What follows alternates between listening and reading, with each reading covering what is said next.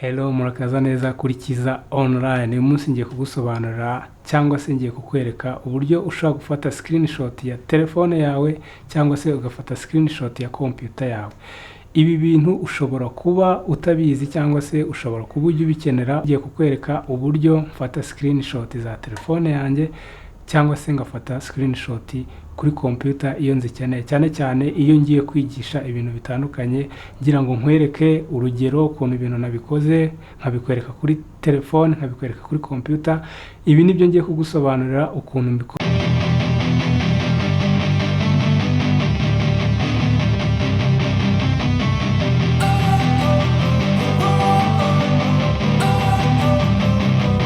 Don't wanna sleep in, cause I got something to prove. I gotta take what I hate and finally make.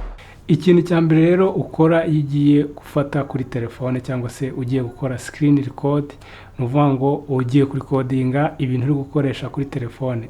Anyway, ukeneye kubyohereza umuntu naka video wabonye karagushimisha se, aho kugira ngo ujye kudownloadinga application zitandukanye cyangwa se ufata ifoto, ufata ibintu bitandukanye.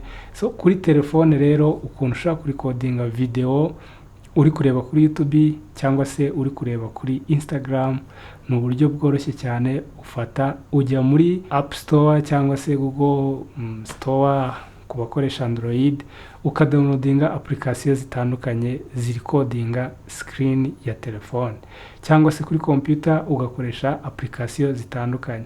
Kuri computer nge nkunda gukoresha QuickTime imfasha kuri codinga screen ya laptop yanjye cyangwa se ya computer. Ariko niyo ndi gukoresha Windows, hari programme nkoresha ariyo ndi buze kukwereka nayo mu kanya kuntu nyikoresha. Reka rero dutangire mpere kuri telefone. Ku bantu bakoresha iPhone, app irimo cyangwa se uburyo ushobora kuri codinga screen ariko udagiye kudownloadinga app yo kubigufashamo. Ibyo ngibyo nibyo ngiye kukwereka. Ikintu cya mbere rero ukora no guhita deja urabanza ukarikodinga screen. Iyo uje hano urabona ko na n'ubu ndimo ndarikodinga screen yanjye, ubu bihita ubibona ko irimo kurikodinga. Hano ibanza kuguha amasegonda 3. Urabona ko hano ndimo kurikodinga, natangiye kurikodinga. Ariko igihe utayi kuyibona uvuga ngo uza hano ukaza kuri control center uhita ubona izi nizo app ushobora kubona hasi kuri control center. Iyo screen recording itarimo uza kwishakira hano ukayongeraho. Nk'urugero nshobora kuyikuramo, igihe nyikuyemo ndaza nanone nkayadingaho hano, nkayibona hano kuri screen. Icyo gihe iyo nje nkazamura gutya mpita nyibona hano, urabona ko irimo irarecordinga. Ibi ngibi biramfasha cyane kuri codinga screenshot yanjye, cyane ko mujya mubibona iyo nshaka kubereka ibintu ndi gukora kuri telefone.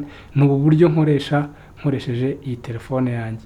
Nta yindi app bisaba, gusa niba ukoresha Android biragusaba ko udownloadinga application nayo iri codinga screen ya telefone yawe. Ntabwo ndi bujye muri app za Android cyangwa se ngo menye ikora neza ni iyihe, ariko ushobora nawe gukora iyo research igihe ukeneye gukora record ya screenshot gukora record ya telefone yawe, ugakoresha buno buryo. Niba ufite iPhone cyangwa se niba ufite Android, nabyo bikakorohera kugira ngo ubashe kurikodinga screen yawe.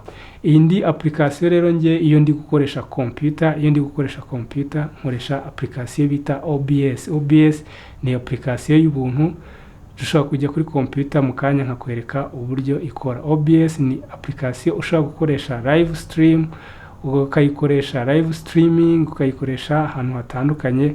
Kiza cyayo nuko ari application y'ubuntu, umuntu wese ashaka kuyibona mu buryo bworoshye. Uragenda ukayidownloadinga, nta key gusaba, nta bintu bikomeye gusaba. Niyo yanabigusaba kuri YouTube hari video nyinshi zisobanura uburyo OBS ikora. Ni application nziza rero ndikodingisha ibintu nshaka kukwereka kuri computer cyangwa se iyo mfite laptop ntago binsaba kudownloadinga OBS kubera ko QuickTime ni application nayo iba muri computer. imfasha kuri codinga screen ya laptop mu buryo bunyoroheye. Ishobora kugufasha mu buryo butandukanye igihe wifuza kuri codinga screen ya telefone yawe cyangwa ya computer yawe. Niba wifuza gusharinga abantu ibintu bitandukanye ukabereka icyo ushaka kubereka ukoresheje computer, ubu ni uburyo ushobora gukoresha mu buzima busanzwe. Ushobora kubikenera cyangwa se ushobora kuba uzi n'undi ubikeneye ukamurangira iyi video kuyireba kugira ngo abashe kumenya ibyo bintu uko bikorwa. Niba utarakoze subscribe, kanda subscribe. Niba kandi warayikoze, duhure kuri video ikurikira. Ciao. Niba warakoze subscribe, zikora nibagiye kuri codinga video, maze umunota wose ndimo ndavuga nibagiye gukanda record.